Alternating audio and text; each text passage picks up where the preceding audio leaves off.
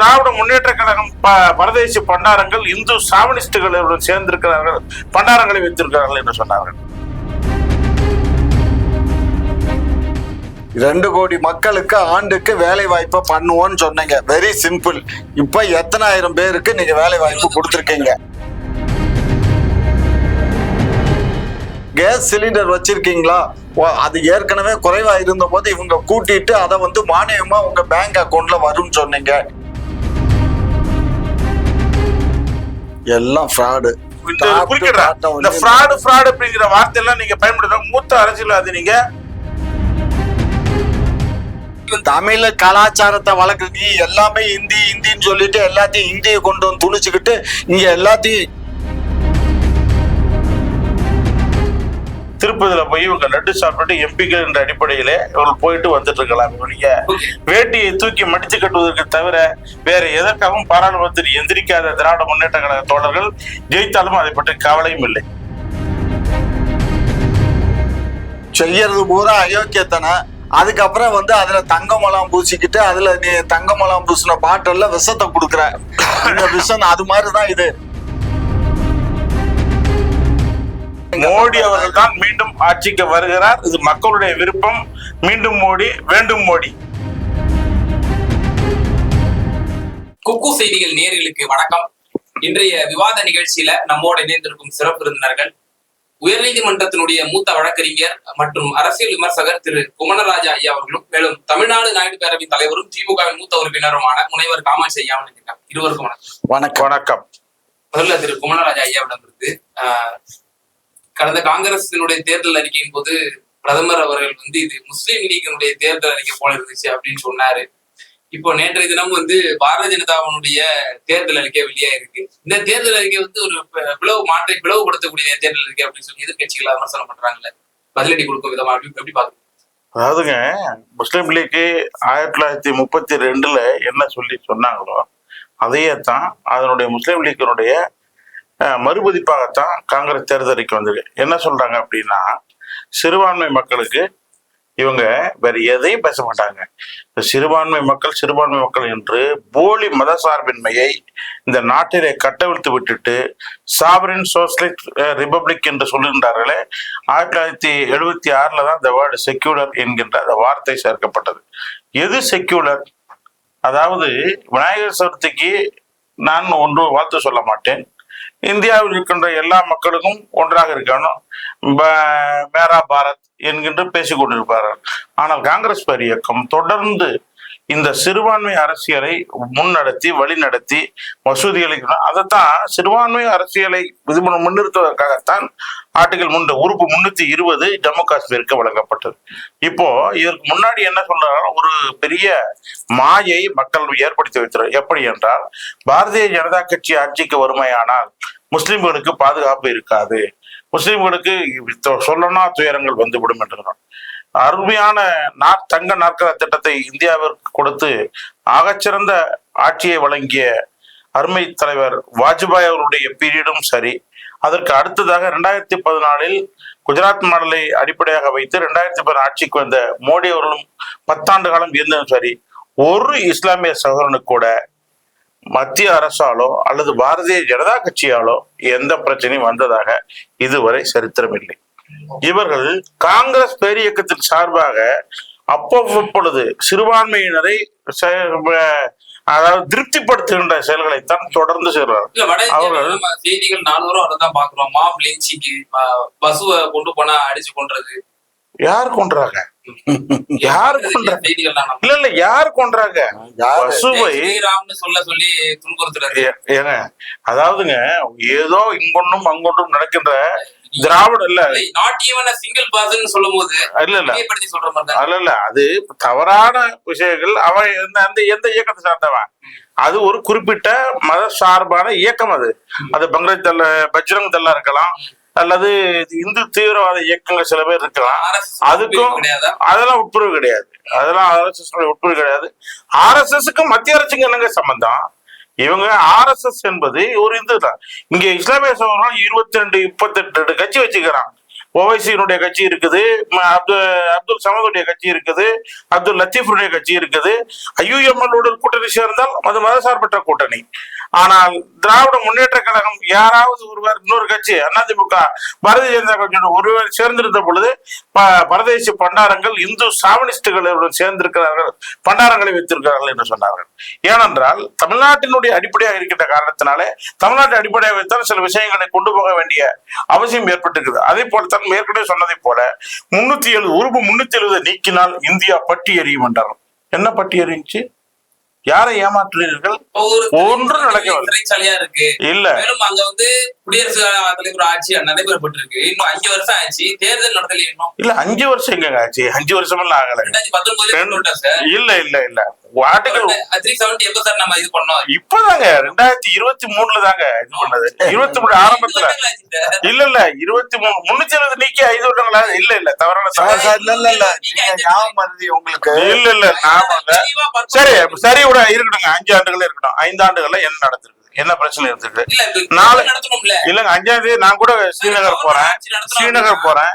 Governor ஆட்சி நடத்துறாங்க அப்படின்னா 6 மாதங்கள் ஒரு செகண்ட் 1 இயர் நம்ம வந்து எக்ஸ்டெண்ட் பண்ணுவாங்க. ஆமா. இப்ப 5 வருடங்கள் ஆச்சு. இன்னும் வரைக்கும் இல்ல 5 வருடம் அதுதான் ஏற்பாடு பண்ணிட்டு இருக்காங்க. இப்ப செஞ்சுட்டு இருக்காங்கல்ல, நடக்க போகுது இல்ல தேர்தல் என்பது சட்டசபை. இல்ல இல்ல இல்ல தவறான தகவல்.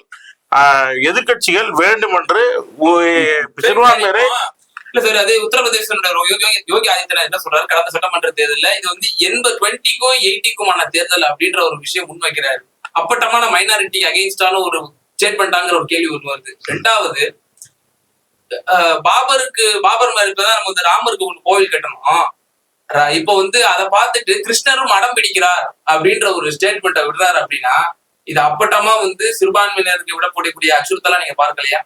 தொடர்ந்து பல ஆண்டு காலமாக சிறுபான்மையினரை திருப்திப்படுத்த வேண்டும் என்பதற்காக காங்கிரஸ் இயக்கமும் தமிழகத்திலே திராவிட முன்னேற்ற கழகமும் எத்தனையோ காரியங்களை தொடர்ந்து அவர்கள் சொல்லிக் கொண்டிருக்கிறார்கள். சிறுபான்மையினருக்கு நாங்கள் தான் பாதுகாப்பு, சிறுபான்மைக்கு எந்த பிரச்சனையும் இல்லை, நாங்களே பார்த்துக்கொள்வோம், நாங்கள் தான் எல்லாம் உங்களை பாதுகாக்க முடியும் என்று எவ்வளவோ பேர் சொல்லிக் கொண்டிருக்கிறார். தமிழ்நாட்டிலே இருந்து உத்தரப்பிரதேசத்தில் இருக்கின்ற ஒரு சீஃப் மினிஸ்டர் ஒரு தேர்தல் நேரத்து ஒரு வேகமாக ஒரு சொல்லுகின்ற விஷயங்கள் சொல்லி இருக்கலாம். அது அப்படி சொல்லி இருந்தால் இல்ல நம்ம சொல்லிடுறது தவறுதான். நாங்க அதை ஏற்றுக்கொள்ள, நான் அதை யோகி ஆதித்யநாத் அவர்கள் சொன்னதை நான் ஏற்றுக்கொள்ளவில்லை. கிருஷ்ணர் அடம்பிடிக்கிறார் அதெல்லாம் கூட தவறுதான். அதெல்லாம் ஒரு அவருக்கு வெறும் காசியும் மதுராவையும் விட்டு கொடுத்துரு, இல்லாட்டி எங்க பெரும்பான்மை திமிர காட்டி நாங்க 2த்தையும் இடிக்க வேண்டியது வரும். இல்ல இல்ல அந்த மாதிரி எல்லாம் பேசினால் தவறு. அது அப்படி ஒரு இருந்தால் உங்களுக்கு அரசியலுக்காக நான் இன்னும் தெளிவா சொல்றேன். நாம வந்து விராட் இந்து பரிஷத் அப்படின்னு சொல்லி சுப்பிரமணிய சாமி ஒரு இயக்கம் நடத்திட்டு இருக்காரு. அந்த இயக்கத்தினுடைய பொதுச் செயலரா வந்து இவர் நம்ம ஆசீர்வாதம் ஆச்சாரியா இருக்காரு. அதுல என்ன அந்த இயக்கமே என்ன அப்படின்னா, இந்தியா முழுக்க 3000 மசூதிகளை நாங்கள் கணக்கெடுத்து வைத்திருக்கின்றோம். அந்த 3000 வழிபாட்டு தலங்களும் ஒரு காலத்தில் இந்து கோவில்களை இடிக்கப்பட்டு அது மசூதிகள் கட்டப்பட்டது. 3000 கோவில்கள், அந்த 3000 மசூதிகளையும் கோவிலாக மீட்டெடுப்பதுதான் எங்களுடைய செயல் திட்டம்னு சொல்லி விராட் இந்து சங்கம்னு சொல்லி சுப்பிரமணிய சாமி இயக்கமாவே நடத்திட்டு இருக்காரு. இதன் இது பாஜக கண்டனம் தெரிவிச்சாங்கிற ஒரு கேள்வி வருது. இந்த விவகாரம் வந்து அந்த வெர்டிக்ட், அந்த பாபர் மசூதி வெர்டிக்ட் வந்த இரவின் பொழுது ஒரு விவாதத்துல ஒரு RSS இந்த ஆசீர்வாத ஆச்சாரி இதை உறுதிப்படுத்துறாரு. ஆமா, நாங்கள் 3000 மசூதிகளையும் நாங்கள் வந்து இந்த மீட்கணும் எங்களுடைய கோவில்கள் அப்படின்னு சொல்லி இந்த வெர்டிக்டனுடைய இரவின் போதே அவர் இந்த மாதிரி என்ன சொல்லும் போது சிறுபான்மை மத்தியில வந்து ஒரு அச்ச உணர்வு ஏற்படுவதுன்றது இயல்பு தானே. ரைட்டுங்க. நீங்க சொன்னீங்க எப்போ 2004 2019 இல்ல நீங்க இந்த மசூதி இடிக்கப்பட்ட பொழுது அப்படின்னு சொல்லி சொல்றீங்க. அப்போ இடிச்சதுல இருந்து இன்ன வரைக்கும் அது 10 ஆண்டு காலம் வந்து மோடி ஆட்சி நடைபெற்று 2004 எத்தனை மசூதிகள் இதுவரை இடிக்கப்பட்டிருக்கு? ஒரு குறிப்பிட்ட தனிப்பட்ட இயக்கம் அல்வுமா பாஷா அவர்கள் கோவையிலே சிறையில் இருக்கிற அல்வுமா பாஷா அவர்கள் விடுக்கின்ற ஸ்டேட்மெண்ட்டும், லக்ஷரிய தொய்பாவினுடைய தலைவர் விடுகின்ற அம்னுல்லா கான் விடுகின்ற ஸ்டேட்மெண்ட்டும், இந்தியன் முஸ்லீம் லீக் பனத்வாலா விடுகின்ற ஸ்டேட்மெண்ட்டும் ஒன்னா. ஐயுஎம்எல் என்பது ஒரு அரசியல் இயக்கம். ஆனால் அல்வுமாவினுடைய பாஷாவினுடைய அல்வுமா இயக்கம் தீவிரவாத இயக்கம். அது மாதிரி ஒவ்வொரு இயக்கத்திலும் சில தீவிரவாத இயக்கங்கள் இருக்கலாம். அது நேரடியாக சில விஷயங்களை செய்ய முடியாத காரணங்கள தீவிரவாதியா 3000 மசூதி நாங்க கணக்கு இல்ல ஏங்க சுப்பிரமணிய சுவாமி நான் ஒரு அவர் அரசியலுக்கு அருமையான அறிவாளி, எந்த விதமான சந்தேகம் இல்லை தனிப்பட்ட முறையில். ஆனால் தன் இருப்பை காட்டிக் கொள்வதற்காக அவ்வப்பொழுது இதே மாதிரியான ஒரு ஸ்டேட்மெண்ட் நீங்க சொல்றீங்கல்ல 3000 மசூதிகள் நான் கணக்கெடுத்து வச்சிருக்கேன்னு சொல்லிட்டு ஏதாவது இது வரைக்கும் 2014 இருந்து 2024 வரைக்கும் கேக்குறீங்கல்ல பாபர் மசூதியை இடித்த இடத்துல ராமர் கோயில் கட்டிட்டாங்க. ராமர் சிலையை வச்சுட்டாங்க. இஸ்லாமியர்களுக்கு இடம் கொடுத்தாங்கல்ல, அனாதை குணமா இருக்கு. அதை திறந்து வச்சுட்டு நம்முடைய நாட்டினுடைய பிரதமர் எப்பா நான் உங்களுக்கு இடிச்சோம்பா, அதுக்கு ஆல்டர்னேட்டிவா உங்களுக்கு கட்டி கொடுத்துட்டு நாங்க அதை திறந்தோம் அப்படின்னா எங்கள் இஸ்லாமியர்கள் மத்தியில ஒரு மனநிலை வந்திருக்கும். அது குணமால கணக்கு அந்த கொடுத்தாச்சு இல்லைங்க. இப்ப வந்து மோடியா கட்டினாரு.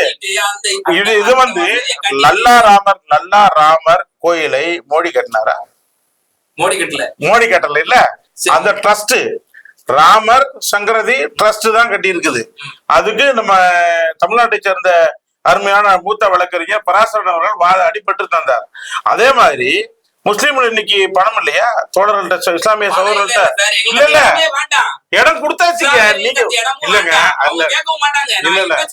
இல்ல வேணுமா வேணாமாங்கிறது எல்லாம் கேள்வி இல்ல, வேணுமா வேணாமான்றது கேள்வி அல்ல, இது உச்ச நீதிமன்றத்தினுடைய தீர்ப்புங்க.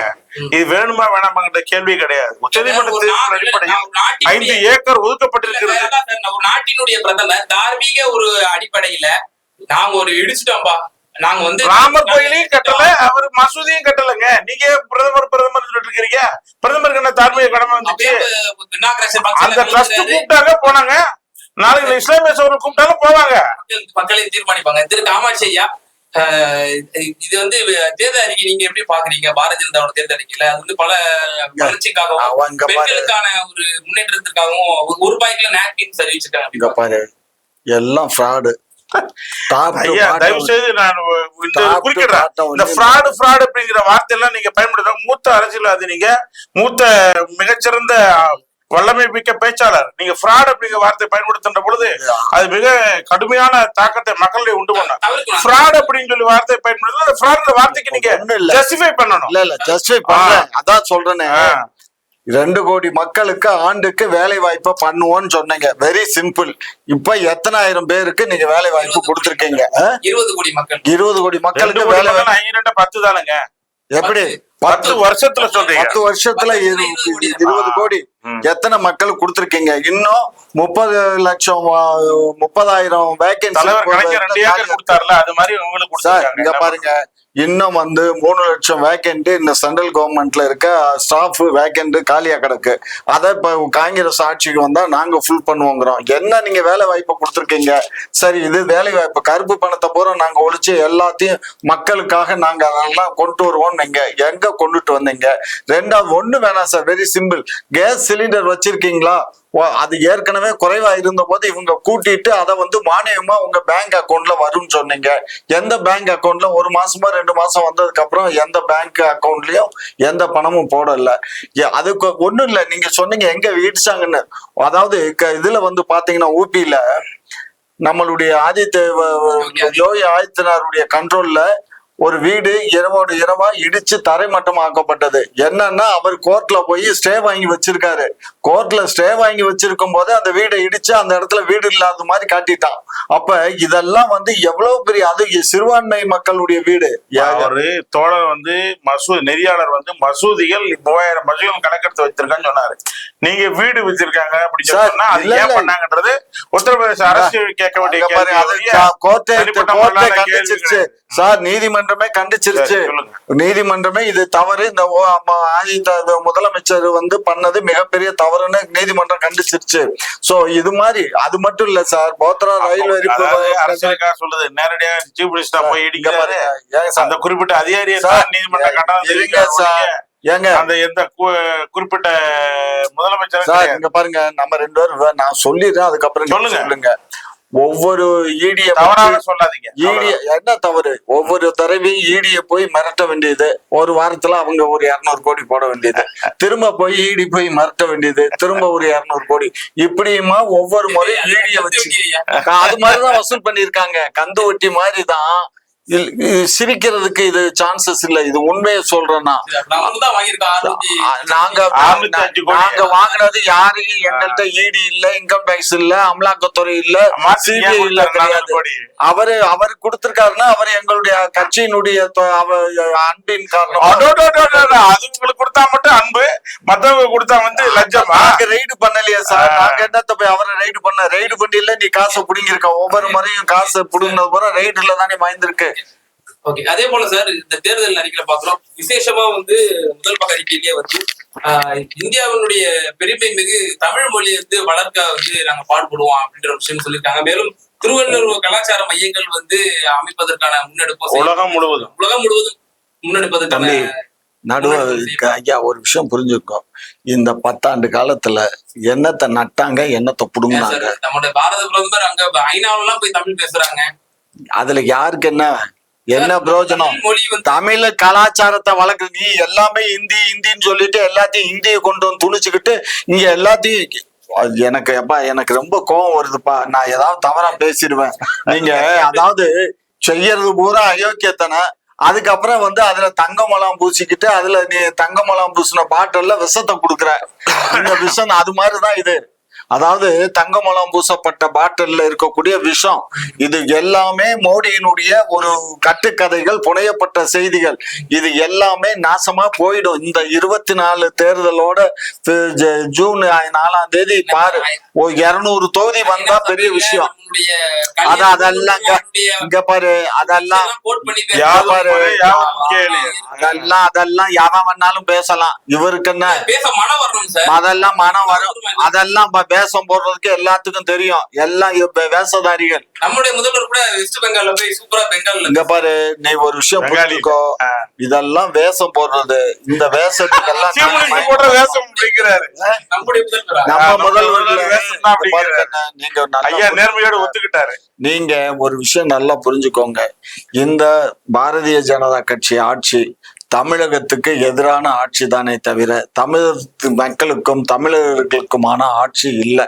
அப்படி ஆட்சியா இருந்திருந்தா இந்த 10 ஆண்டு காலத்துல நமக்கு சொல்றாங்க இல்லையா, ஐயாவே சொல்றாரு 10 லட்சம் கோடி ஒதுக்குனாங்கன்னு. இல்ல, 5.5 லட்சம் கோடி தான் கொடுத்துருக்காங்க. அஸ்பார் அக்கௌண்ட் 5 லட்சம் கோடி தான்.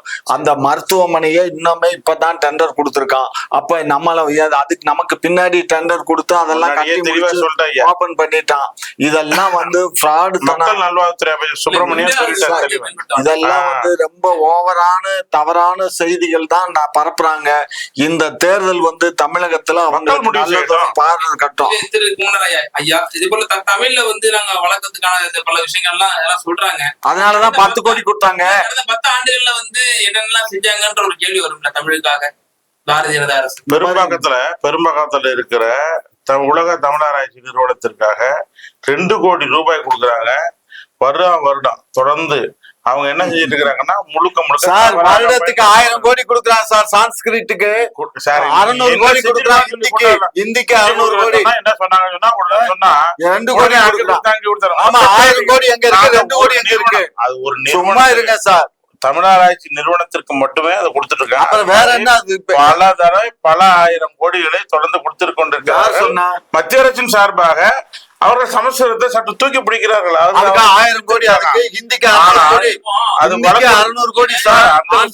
இந்திக்கு ஒரு லாஜிக் சொன்னா புரிஞ்சுக்க முடியுது சார். தமிழ் இப்ப நாடு முழுக்க வந்து இந்தியில பேசக்கூடிய மக்கள் தான் பாப்புலேஷன் ஜாஸ்தி. சோ அதனால அதுக்கு ஒதுக்குறோம்னு சொன்னா கூட ஒரு லாஜிக்கு ஒத்துக்கலாம் சார். சான்ஸ்கிரிட் எதுக்கு சார் அவ்வளவு ஒதுக்கணும்?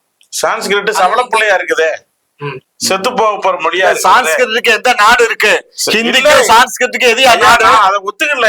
நாடு இருக்கா? நாடே இல்லாத மொழி, வழக்கழிந்து போன மொழி. அதை முயற்சி பண்ணுகிறார்கள். ஆல்மோஸ்ட் ஐசியூல இருக்கிற மொழி அது. ஏன் இன்னும் ஐசியூலயே இருக்கிற மொழி அது. அதை கொண்டுவதற்கு முயற்சி பண்ணுகிறார்கள். அதுக்கு நாடு என்னுடைய தமிழை, அன்னை தமிழை எவனும் வளர்க்க வேண்டிய அவசியத்திற்கு இல்லாத மொழி. சிறப்பாக வந்து சேரும், மக்கள் அதை காப்பாற்றுவார்கள், கண்ணியத்தோடு நடந்து கொள்வார்கள். இதற்கு முன்னாடியா நிறைவான பார்வை ஏபிபி சி ஓட்டர் கணக்கு அடிப்புல இப்போ வந்து இன்னைக்கு வெளியாயிருக்கு. தமிழ்நாட்டுல 39 தொகுதிகளிலும் திமுக கூட்டணி தலைமையிலான கூட்டணி வந்து வெற்றி பெற்றுறாங்க. இந்த கருத்து கணிப்பை நீங்க எப்படி பாக்குறீங்க? நிறைவான அதே ஏபிசி சி ஓட்டர் இந்திய அளவிலே மோடி அவர்கள் தான் மீண்டும் பிரதமராக வருவார் என்பதையும் அவங்க தான் சொல்லியிருக்கார். உண்மை இருக்கலாம். ஆனால் எல்லா நேரங்களிலும் கருத்து கணிப்புகள் சரியாக ரெண்டுக்குமே பொருந்தும். அகில இந்திய அளவிலையும் பொருந்தும், தமிழ்நாட்டு அளவிலையும் பொருந்தும். நான் முதலே சொன்னதை போல இங்கே மக்களை கடுமையாக ஏமாற்றி அவர்களை மூளை செலவை செய்து திராவிட முன்னேற்ற கழகம் தான் நம்மை எந்த விதமான பிரச்சனை இல்லாமல் கொண்டு போவதற்கு 39 எம்பிக்கள் இருந்துதான் கடந்த 10 வருஷத்துல என்னத்தை அதோட நிப்பாட்டிக்கிறேன் என்ன பண்ணினாங்க அப்படிங்கிறத இந்திய நாட்டு மக்கள் கவனித்துக் கொண்டிருக்கிறார்கள். ஒருவேளை கடந்த முறை மோடி ஆட்சி இருந்த பொழுதும் தமிழ்நாட்டிலிருந்து ஒரு எம்பி கூட அவர்களுக்கு ஆதரவாக இல்லை. ஒருவேளை ஒரு 39 சீட்டும் ஜெயிப்பதற்கான எந்த வாய்ப்பும் இல்லை. கண்டிப்பாக குறைந்தபட்சம் 5 தொகுதிகளாவது மாற்றுக் கட்சி தோழர்கள் ஜெயிப்பதற்கான எல்லா வாய்ப்புகளும் இருக்கிறது. ஒருவேளை 35 தொகுதிகள் ஜெயித்தாலும் கூட ஒன்றும் ஆக போவதில்லை. திருப்பதியில போய் இவங்க லட்டு சாப்பிட்டு எம்பிக்கள் என்ற அடிப்படையிலே இவர்கள் போயிட்டு வந்துட்டு இருக்கலாம். இவங்க வேட்டியை தூக்கி மடிச்சு கட்டுவதற்கு தவிர வேற எதற்காகவும் பாராளுமன்றத்தில் எந்திரிக்காத திராவிட முன்னேற்ற கழக தோழர்கள் ஜெயித்தாலும் அதை பற்றி கவலையும் இல்லை. திரு காமாட்சி ஐயா, குமரராஜா ஐயா என்ன சொல்றாங்கன்னா, இந்த ஏபிபிசி ஓட்டர் கருத்து கணிப்பு மத்தியில மோடி ஆட்சி வலுவா வந்துடும் தான் சொல்லப்பட்டிருக்கு. மாநிலத்துல சீன் கொஞ்சம் மாறுவதற்கான வாய்ப்புகள் இருக்கு. குறைஞ்சது 5 தொகுதியிலாவது மாற்றுக் கட்சிகளுக்கு சொல்லக்கூடிய வாய்ப்புகள் இருக்கு. அப்படியே 35 பேர் எம்பி ஆகிட்டாலும் கூட திருப்பதி லட்டு சாப்பிடுறதா அவங்க லைக்கி அப்படின்றாரு. இவங்க நிறைவான பார்ப்பு. அதாவது நாங்க தமிழ்நாட்டுல ஜெயிக்கிறோமா தோக்குறோமாங்கிறது 4ஆம் தேதி தெரிஞ்சிரும். ஐயா பாத்துக்கிறட்டும். அதே மாதிரி அகில இந்திய அளவுல தோத்து போடுவீங்க நான் சொல்லவே இல்லை. எந்த கருத்து கணிப்பையும் நாங்க நம்பல. என்னுடைய கணிப்பு எனக்கு எல்லா மாநிலத்திலயும் என்னுடைய கருத்து கணிப்பு நடக்குது. எல்லாத்துலயும் வந்த ரிப்போர்ட் படி எனக்கு மோடி அவர்கள் 180 இருந்து 200 தொகுதிகள் மட்டும்தான் அவரால் வெற்றி பெற முடியும். மீதம் எல்லாமே இந்தியா கூட்டணி தான் வெல்லும். இந்தியா கூட்டணி ஆட்சி அமைக்கும். இது எல்லாமே நீங்க 4ஆம் தேதி முடிஞ்சு 5ஆம் தேதி அன்னைக்கு நம்ம டிபேட்ல ஐயாவோட நான் உட்காந்து பேசுறேன். ஐயா, இதற்கு நான் பந்தயம் கட்டுவது கூட தயாரா இருக்கிறேன். ஐயா அவர்கள் மூத்த அரசியல்வாதி, மூத்த உறுப்பினர், அவர்கிட்ட பந்தயம் கட்ட கூட நான் தயாரா இருக்கேன். இது பந்தயம். மோடி அவர்கள் தான் மீண்டும் ஆட்சிக்கு வருகிறார். இது மக்களுடைய விருப்பம்.